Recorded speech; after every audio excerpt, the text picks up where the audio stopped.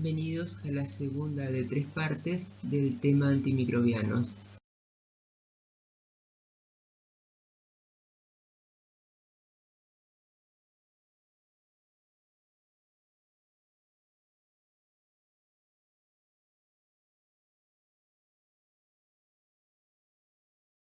Los objetivos de esta presentación son describir y clasificar a los antibióticos que actúan inhibiendo el desarrollo de la pared bacteriana, entre ellos los antibióticos betalactámicos y glicopéptidos.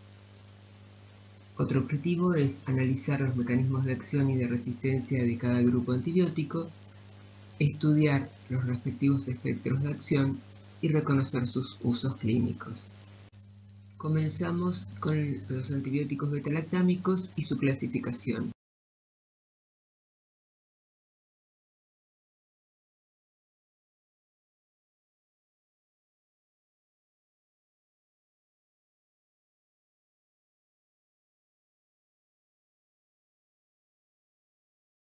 Los antibióticos betalactámicos se definen como tales cuando en su estructura química encontramos un anillo betalactámico, que es un anillo de 4 átomos. Estos pueden o no estar fusionados a un segundo anillo, que en algunos casos contiene una molécula de azufre, o sea que es un anillo tiazólico. Y esto ocurre con la penicilina y las cefalosporinas.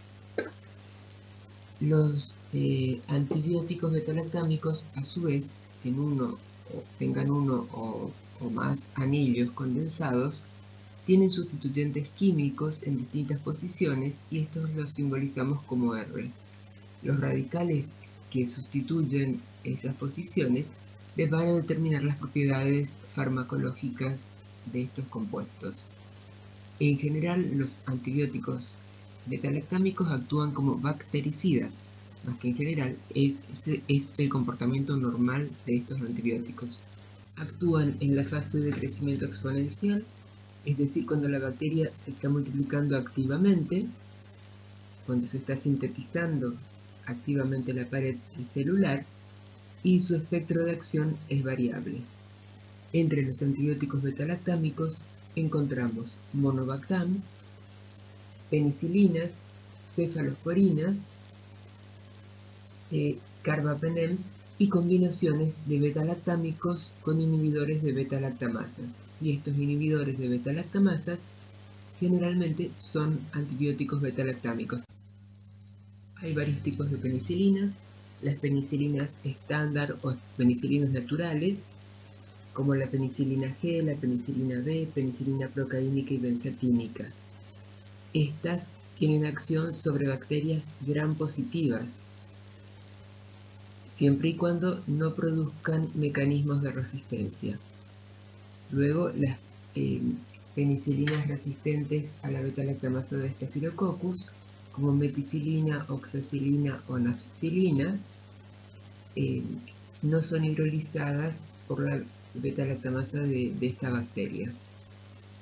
Las aminopenicilinas, al introducir un grupo amino, se consigue un mejor pasaje de la penicilina a través de la membrana externa de gram negativos. Entonces, estos compuestos cobran un mayor espectro respecto a las penicilinas, ya que además de cubrir a los gérmenes que cubren las penicilinas naturales, también lo hacen sobre algunos gram negativos. Hay penicilinas antiseudomonadales como carbenicilina y ticarcilina. Estas pueden tener actividad sobre pseudomonas, una especie de bacilo gram negativo no fermentador de glucosa que causa, entre otras, infecciones asociadas al cuidado de la salud o infecciones en pacientes con fibrosis quística, por ejemplo. Las acilureidopenicilinas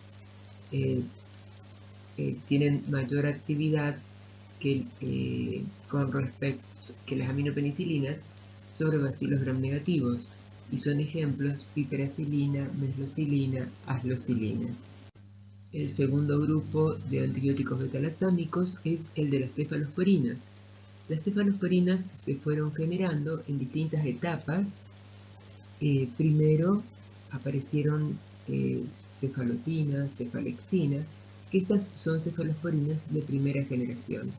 Las cefalosporinas de primera generación tienen actividad frente a Staphylococcus y una cierta actividad también sobre algunas cepas de bacilos gram negativos, sobre algunas enterobacterias. Sin embargo, otras van a ser resistentes en forma natural o adquirida a estas cefalosporinas. Las cefalosporinas de segunda generación, como cefoxitina y cefaclor, se utilizan más para tratar infecciones contra anaerobios y tienen un poco mayor actividad frente al gram negativo que las de primera generación. Las cefalosporinas de tercera generación tienen, respecto a las de primera, aumentan su actividad frente a gram negativos. Entonces tienen un espectro mayor de acción sobre este grupo de microorganismos, en particular sobre enterobacterias. Sobre bacilos gram negativos no fermentadores de glucosa, la más activa es ceftazidima, mientras que cefotaxima no tiene actividad frente a pseudomonas ni a Cinetobacter. Así hasta acá, frente a Staphylococcus, las más activas son las de primera generación, pero frente a bacilos gram negativos son las de tercera generación. Luego surgieron las de cuarta generación, que tienen actividad sobre la Staphylococcus, como la de primera generación, y también tienen actividad sobre enterobacterias en forma similar, un poco mayor, que las de tercera generación. Y dentro de Staphylococcus, algunos fueron resistentes a la mayoría, a todos los betalactámicos que existían. Entonces, al surgir las de quinta generación, como ceftarolina, aparecen cefalosporinas que tienen actividad incluso frente a Staphylococcus meticilino resistentes. Las cefalosporinas de tercera generación, además de actuar sobre los microorganismos que ya mencionamos, tienen buena actividad frente a Streptococcus pneumoniae, por ejemplo. Se reserva más para infecciones meningias por este germen. Otro grupo de antibióticos betalactámicos son los carbapenems. Los carbapenems, entre ellos tenemos imipenem, meropenem, ertapenem, pero imipenem y meropenem son los más utilizados. Estos antibióticos tienen un muy amplio espectro de acción sobre gram negativos, pueden actuar sobre cepas de bacilos gram negativos, enterobacterias o no fermentadores de glucosa que sean resistentes a las cefalosporinas, a todas las cefalosporinas, por ejemplo. Estos antibióticos se utilizan más que nada en infecciones intrahospitalarias, donde los gérmenes pueden ser multiresistentes. Sin embargo, también pueden presentar resistencia por distintos mecanismos que veremos más tarde. Entonces tienen mayor espectro de acción sobre gram negativos. Antibióticos monobactámicos, tenemos como ejemplo a Astrionam, que es resistente a ciertas beta-lactamasas y actúa sobre bacilos gram negativos. Staphylococcus aureus tiene resistencia natural a este antibiótico. El último grupo de antibióticos betalactámicos en realidad es una combinación de dos antibióticos betalactámicos. Ciertas bacterias producen enzimas que inactivan, que hidrolizan al antibiótico betalactámico y son las betalactamasas. Entonces se combinan estos dos antibióticos, uno de ellos va a actuar inhibiendo a esa enzima para que el segundo pueda actuar realmente como antibiótico. Los inhibidores de beta-lactamasa actualmente en uso son surbactama, ácido clavulánico, tazobactama y más recientemente aparecieron avibactam y relebactam.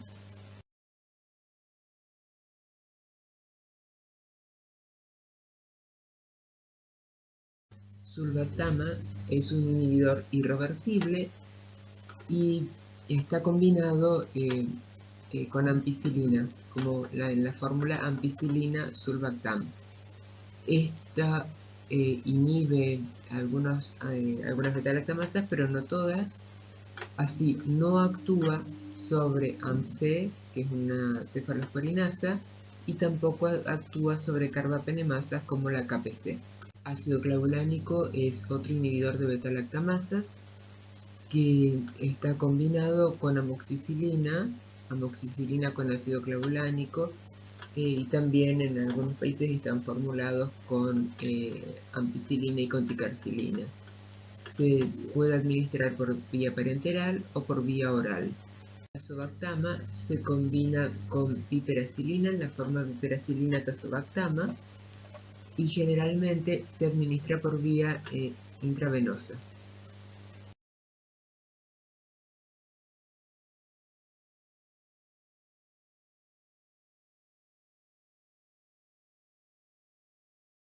Avibactam es un inhibidor de beta-lactamasas muy potentes, incluso puede inhibir algunas carbapenemasas, no todas. Inhibe KPC, que es una carbapenemasa tipo serino, pero no inhibe a las metalocarbapenemasas.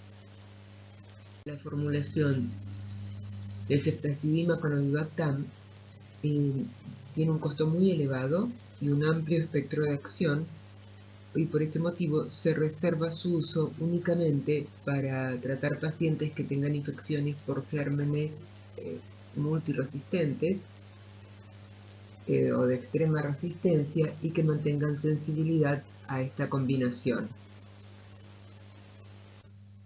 El último inhibidor es relebactam. Está formulado junto con imipenem cilastatina relebactam, y al igual que ceftazidima avibactam tiene un costo elevado y un muy amplio espectro de acción, y también se reserva únicamente para situaciones extremas. Este inhibidor de beta-lactamasas es activo frente a enterobacterias productoras de carbapenemasa tipo KPC y también activo frente a Pseudomonas aeruginosa resistente a imipenem. Sin embargo, no tiene actividad frente a bacilos gram negativos que producen carbapenemasa tipo metaloenzimas, ni sobre Cinetobacter baumannii multiresistente. Y ahora vamos a desarrollar los mecanismos de acción y los mecanismos de resistencia que generan las bacterias, que pueden adquirir o que pueden tener en forma natural para ser resistentes en algunas oportunidades a los antibióticos beta-lactámicos. Recordemos que la célula bacteriana está en constante crecimiento y multiplicación. Por lo tanto, la pared, el peptidoglicán, que es la estructura más rígida, se está dividiendo constantemente, se está rompiendo y regenerando para que la bacteria pueda expandirse en su crecimiento. En esta regeneración, los disacáridos pentapéptidos se van formando en el citoplasma y salen al exterior. Y por fuera de la membrana citoplasmática se encuentran con restos de la pared de la bacteria que está creciendo. Y ahí deben polimerizarse, deben unir a esos restos de pared. Y para ello intervienen enzimas transpeptidasas y transglicosidasas. Estas enzimas son también el blanco de acción de los antibióticos beta-lactámicos.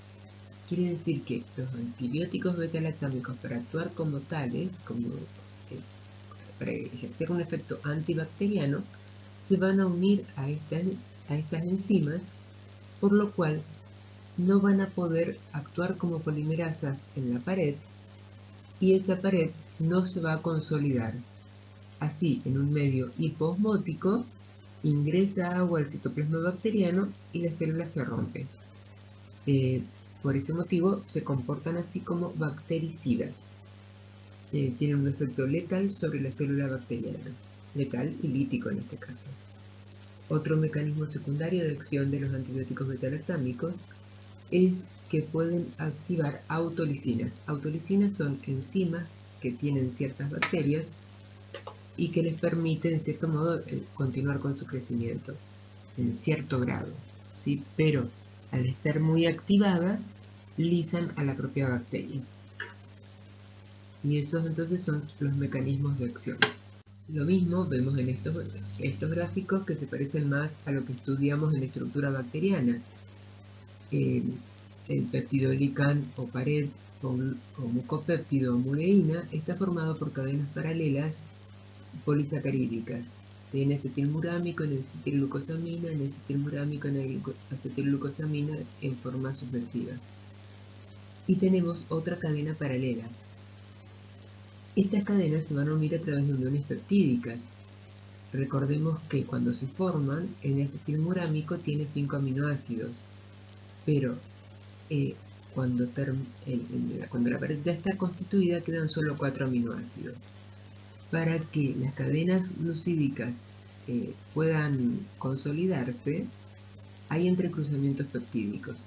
Entonces, de los aminoácidos que quedan en la pared, dijimos que el N-acetilmurámico se formaba con 5 aminoácidos unidos.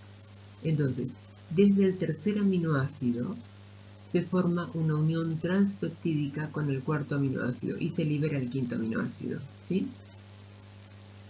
Para que ocurra esta unión entre el tercer aminoácido de una cadena y el cuarto de la paralela, tienen que actuar enzimas transpeptidasas.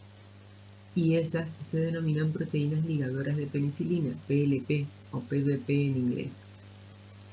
Quiere decir que esas enzimas transpeptidasas van a ser el blanco de la acción de las penicilinas y en realidad de todos los beta-lactámicos, ¿sí? Con eso se inactivan estas transpeptidasas y no pueden ocurrir las reacciones de entrecruzamiento y polimerización. Ahora pasamos a ver los mecanismos de resistencia, o sea, de qué manera las bacterias pueden transformarse en resistentes a los antibióticos beta-lactámicos, o sea, qué hacen para que los antibióticos beta-lactámicos no ejerzan su efecto antibacteriano sobre ellas. Y tenemos varios mecanismos que son algunos que vimos ya en los mecanismos generales, que es alteración del sitio blanco, impermeabilidad de membrana externa para las gram negativas, el mecanismo de flujo y la producción o formación de enzimas inactivantes de beta-lactámicos. Estas enzimas, las beta-lactamasas, lo que hacen es romper la unión carbono-nitrógeno en el anillo beta-lactámico. Y así esa penicilina o antibiótico beta-lactámico se transforma en un ácido peniciloico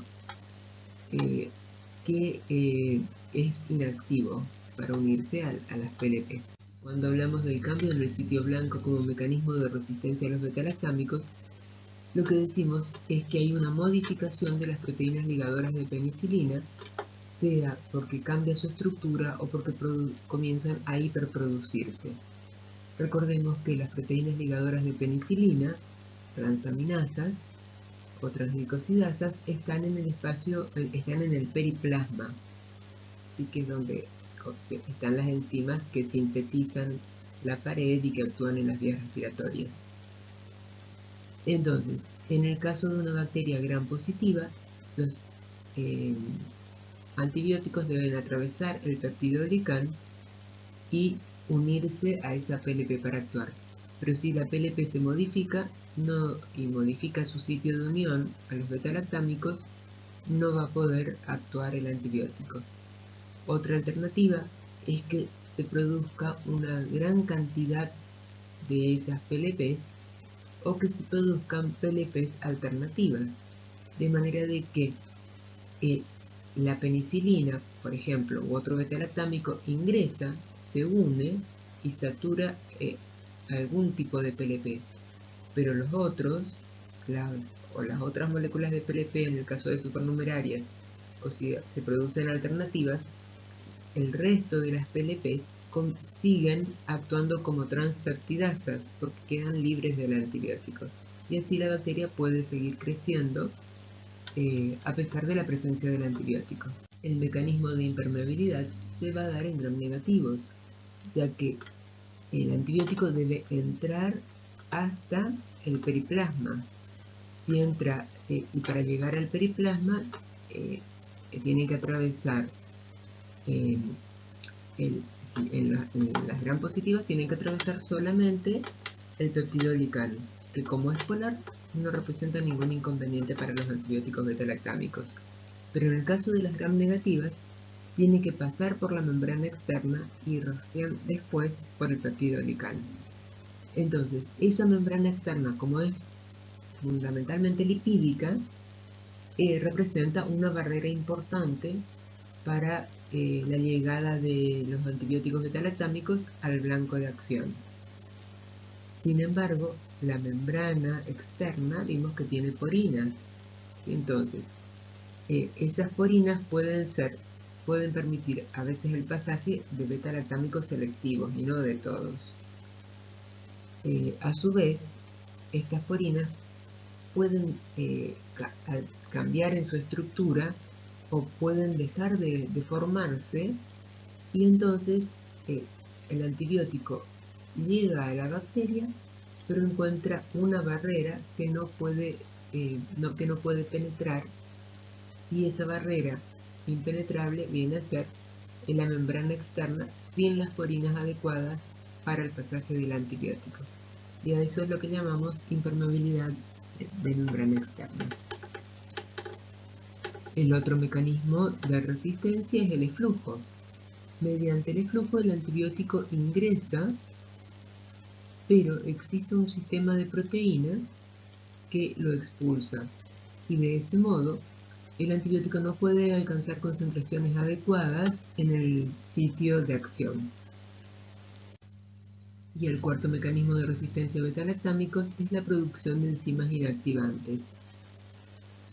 En general, estas enzimas se llaman beta-lactamasas, y su acción consiste en romper el anillo beta-lactámico y transformar, por ejemplo, penicilina en ácido peniciloico,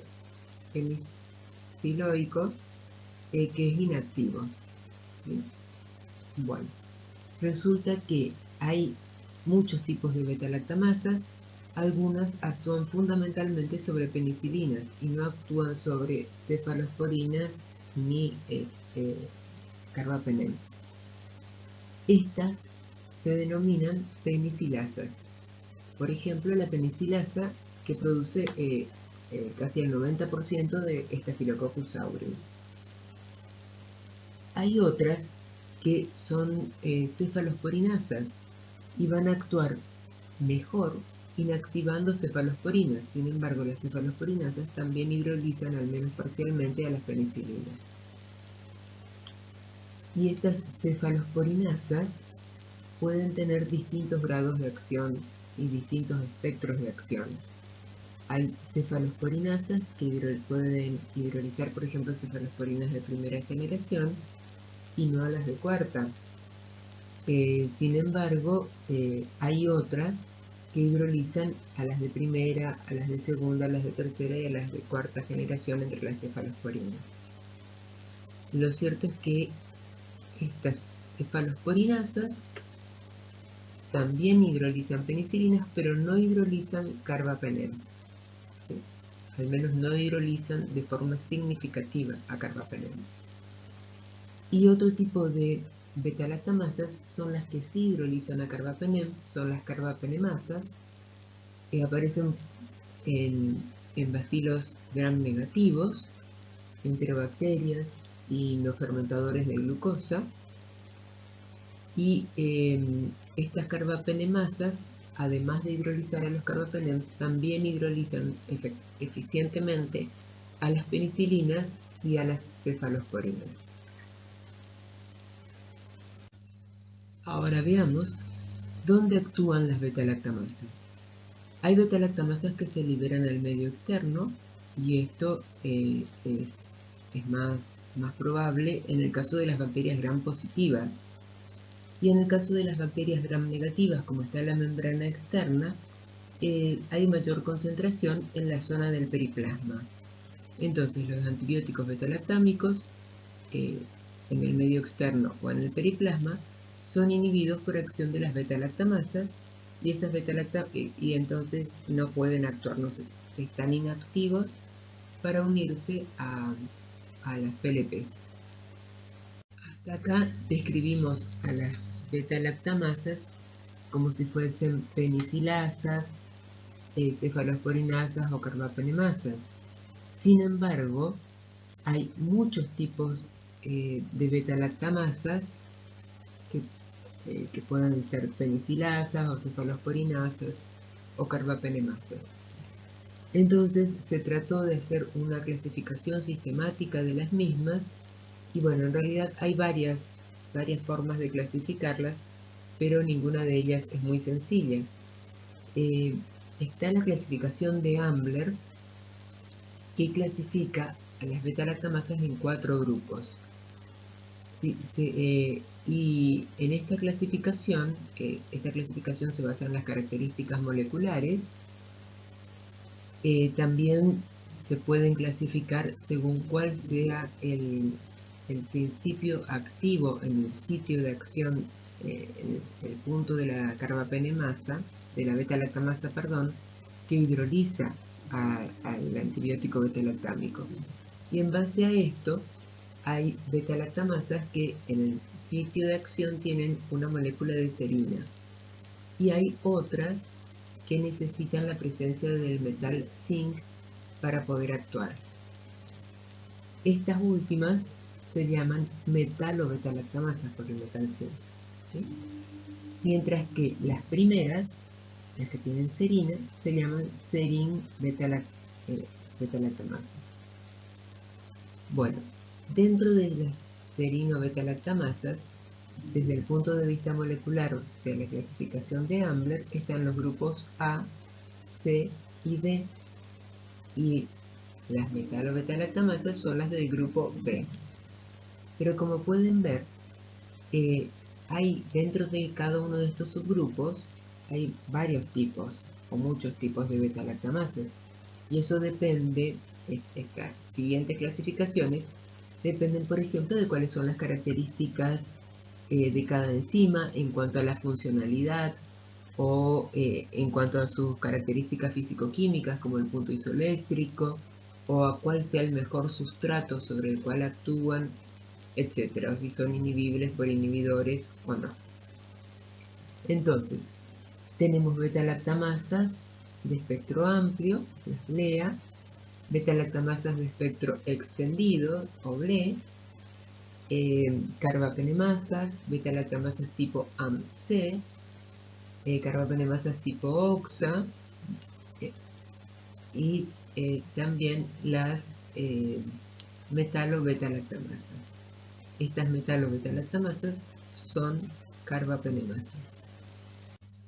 Este cuadro resume la clasificación de Ambler y para cada uno de los grupos, de la A a la D, nos muestra cuál es la estructura de las enzimas, si se inhiben con inhibidores de beta-lactamasa, o sea, con IBL o no, y cuál es el espectro de antibióticos sobre el cual actúan. Las beta-lactamasas de espectro amplio hidrolizan a las penicilinas, a las aminopenicilinas y a las cefalosporinas de primera generación, pero no hidrolizan a las demás cefalosporinas. Tampoco hidrolizan a cefamicinas, ni a carbapenems, ni a monobactams. Por ese motivo, ante una cepa productora de una beta-lactamasa de espectro amplio, los antibióticos que están fuera de los recuadros pueden ser utilizados para tratar al paciente. Las beta-lactamasas de espectro extendido se dan en bacilos gram negativos, por ejemplo en enterobacterias, hay que probar las distintas especies. Cada aislamiento se le hacen pruebas de sensibilidad antibiótica para poder detectarlos. Y estas beta-lactamasas de espectro extendido hidrolizan a las penicilinas y también a las cefalosporinas de primera, segunda, tercera y cuarta generación. Pero no hidrolizan a las cefamicinas ni a los carbapenems. También, además de las penicilinas y cefalosporinas, también hidrolizan a monobactams, o sea, Astroenam. Entonces, para el tratamiento de una cepa que tiene beta-lactamasa de espectro extendido, se recurre a los carbapenems entre los beta-lactámicos o antibióticos que pertenezcan a otra familia de agentes. La enzima AMC puede estar codificada en el cromosoma o en un plásmido. Esta enzima confiere resistencia a las penicilinas, a las cefalosporinas de primera, segunda y tercera generación, a las cefamicinas y a los monobactams, pero no hidroliza cefalosporinas de cuarta generación ni carbapenems. Hay enterobacterias que tienen en forma cromosómica codificada esta enzima, y a esas enterobacterias es importante tener presente que no se le deben administrar las cefalosporinas de primera, segunda ni tercera generación, y por supuesto tampoco Astroenam. Estas son Citrobacter freundi, Klebsiella aerogenes, Enterobacter cloacae, Enterobacter sakazaki, Afne albei, especies de Providencia y Serratia marcescens. ¿Sí? A estas enterobacterias nunca se deben administrar entonces los antibióticos que están en los recuadros. Sí se podrían administrar cefalosporinas de cuarta o carbapenems. Otras enterobacterias no tienen codificada la AMC en el cromosoma, sin embargo pueden adquirir plásmidos en los cuales esté codificada la AMC, y en ese caso se va a proceder de la misma manera con otras enterobacterias.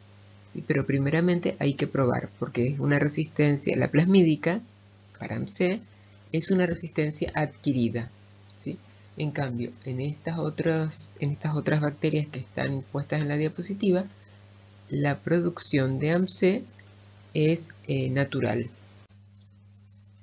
Las metal o beta-lactamasas son carbapenemasas, por lo tanto hidrolizan a las penicilinas, a las cefalosporinas, a las cefamicinas y también a los carbapenems. Sin embargo, no hidrolizan a monobactams, ¿sí? Como Astroenam. Y otro tipo de carbapenemasas son las tipo KPC. Estas son carbapenemasas, por lo tanto, hidrolizan penicilinas, cefalosporinas, cefamicinas, carbapenems, pero también monobactams, ¿sí? KPC no es si una cepa, una enterobacteria, por ejemplo, es productora de KPC, esa enterobacteria va a ser resistente a Astroenam. Existe un inhibidor, un beta-lactámico con inhibidor de beta-lactamasa que puede ser activo, que es ceftazidima con avibactama, que ya dijimos que es muy caro.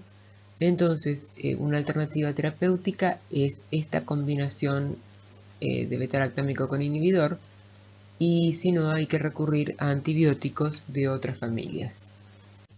¿Cómo detectamos las carbapenemasas en el laboratorio? Bueno, hay varios métodos. Uno de los más sencillos, aunque menos descriptivo, es un método colorimétrico. Son discos de papel que están embebidos en una sustancia que es una cefalosporina, que no se utiliza con fines de tratamiento, que es nitrocefin. Es una cefalosporina cromogénica. Quiere decir que cuando está íntegra la molécula es incolora o de color amarillo.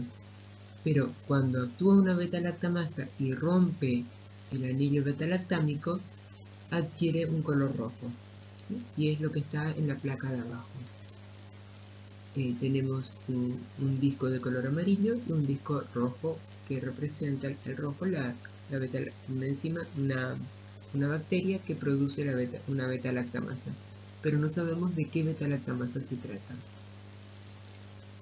Para reconocer mejor el tipo de beta-lactamasas, se pueden usar unos métodos cromatográficos, como el que está en una especie de cassette blanco que ven abajo, y a través en este cassette se coloca una suspensión bacteriana, se deja correr y se observan las bandas que aparecen. En este caso, donde dice C, es una banda de control. K, O, B corta y N son las iniciales de distintos tipos de carbapenemasas en este caso. K corresponde a la carbapenemasa KPC, O OXA, B a BIM, I a IM y N a NDM. ¿Sí? En este caso, esos cassettes sirven solamente para detectar carbapenemasas, pero las puede discriminar con certeza. Otros métodos son los que se hacen con discos, con placas con agar Muller-Hinton, con discos de papel, como si fuese un antibiograma, pero los discos se ubican estratégicamente en cuanto a la proximidad y permite así buscar mecanismos de resistencia. Por ejemplo, las beta-lactamasas de espectro extendido, BLE, se inhiben con ácido clavulánico. Entonces, estas enzimas afectan a las cefalosporinas y en la proximidad de cefalosporinas se coloca un disco que tiene ácido clavulánico, con lo cual se inactiva en la zona de la interfase con el ácido clavulánico, se inactiva la BLE y aparece un agrandamiento del halo alrededor de la cefalosporina. Esto se conoce como efecto huevo y es lo que está en las dos placas superiores en la punta de las flechas que se originan en BLE. También de esa manera se pueden detectar algunas carbapenemasas, como la carbapenemasa de tipo KPC, que es una carbapenemasa que afecta a los carbapenems como imipenem, meropenem, y que se inhibe por acción del ácido borónico. Entonces se colocan discos de meropenem, también se puede hacer con imipenem, y en el centro se coloca el disco de ácido borónico. Y se ve como en la zona próxima al ácido borónico hay un agrandamiento de los halos, como indica la punta de la flecha que se origina en KPC. También se pueden detectar metalo-beta-lactamasas, aunque no sepamos cuál de las metalo-beta-lactamasas es. Si cerca de un disco de carbapenem como meropenem, por ejemplo, colocamos un disco de hepta. El hepta, ¿qué hace? Es un quelante, atrapa el metal, atrapa el zinc, con lo cual, recuerden que el zinc era necesario para que las metalo-beta-lactamasas actuaran. Si el hepta atrapa el zinc, no hay zinc disponible para que la metalo-beta-lactamasa actúe, y es como que la bacteria no produjera una carbapenemasa. Y así el halo alrededor de meropenem en la proximidad de hepta se agranda, como ven ahí en la punta de la flecha. Respecto al espectro de acción, los antibióticos beta-lactámicos son activos, pero tienen una actividad variable frente a gram positivos, a gram negativos, incluyendo las espiroquetas. Por ese motivo, en enterobacterias o en bacilos gram negativos no fermentadores de glucosa y también en cocos gram positivos hay que hacer las pruebas de sensibilidad antibiótica.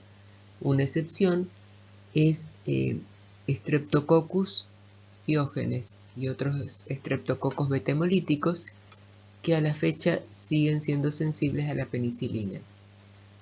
Hay unas bacterias, Mycoplasma, Clamidia, que no poseen peptidoglicán, son una excepción. Por lo tanto, los antibióticos beta-lactámicos no tienen blanco de acción en estas bacterias y son naturalmente resistentes. Lo mismo ocurre con las micobacterias, como Mycobacterium tuberculosis, Mycobacterium leprae y el género Rickettsia. Los antibióticos beta-lactámicos alcanzan buenas concentraciones en los tejidos y en el espacio subaracnoideo cuando las membranas meningias están inflamadas. Por ese motivo, si las bacterias causantes de las infecciones son sensibles in vitro a los antibióticos beta-lactámicos probados, los mismos pueden ser utilizados para tratar infecciones respiratorias, infecciones de piel y partes blandas, endocarditis, infecciones del sistema nervioso central, infecciones intraabdominales, infecciones urinarias, infecciones osteoarticulares. Y los efectos adversos existen efectos adversos, aunque no son tantos, y pueden actuar en forma local o pueden haber reacciones de hipersensibilidad o manifestaciones, efectos adversos gastrointestinales o disbacteriosis. Pasamos a estudiar el grupo de los glicopéptidos, los cuales también actúan inhibiendo la formación de la pared bacteriana.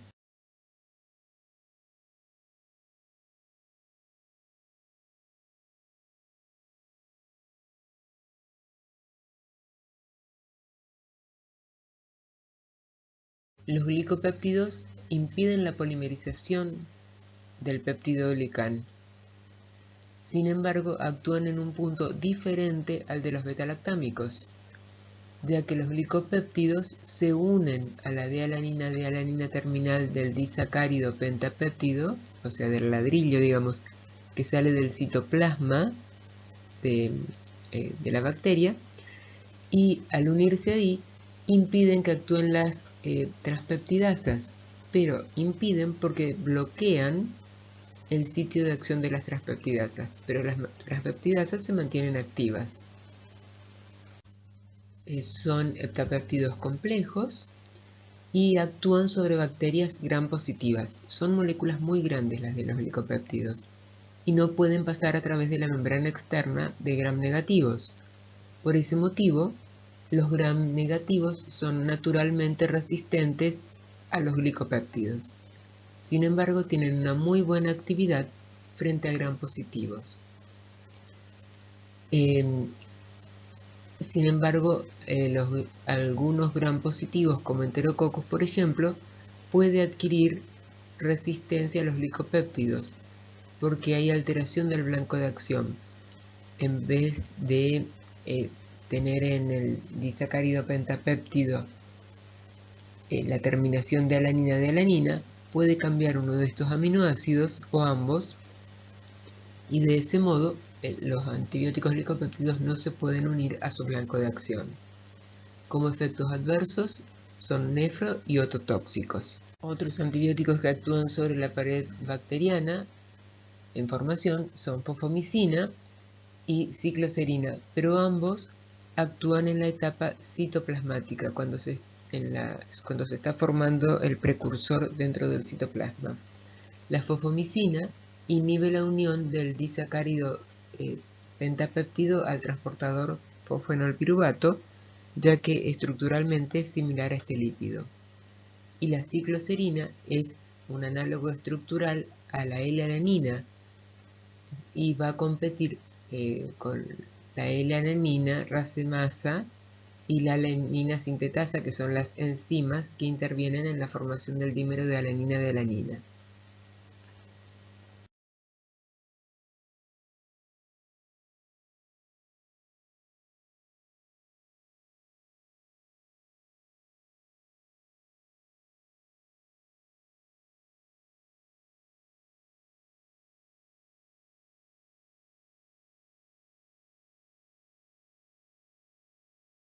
Para concluir con esta presentación, rescatamos las ideas claves de la misma.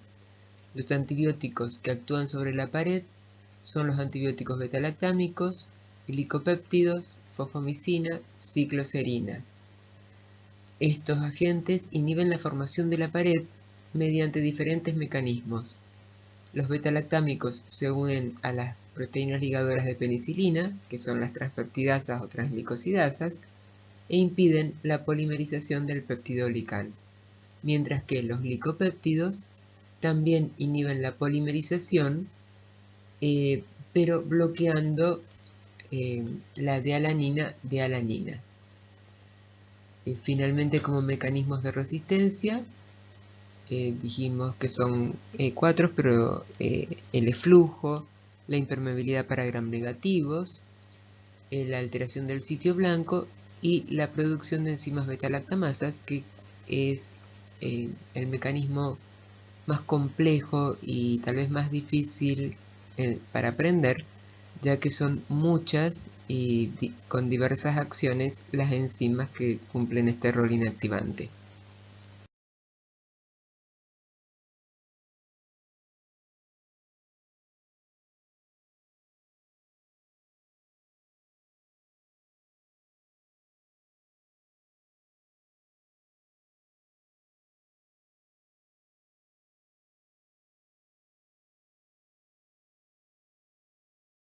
Con la próxima presentación concluiremos con el tema antibióticos, al menos en lo que hace a las generalidades. Seguiremos aplicando los conceptos de estas 3 presentaciones a lo largo de la cursada y solo me queda agradecerles por su atención y despedirme hasta la próxima.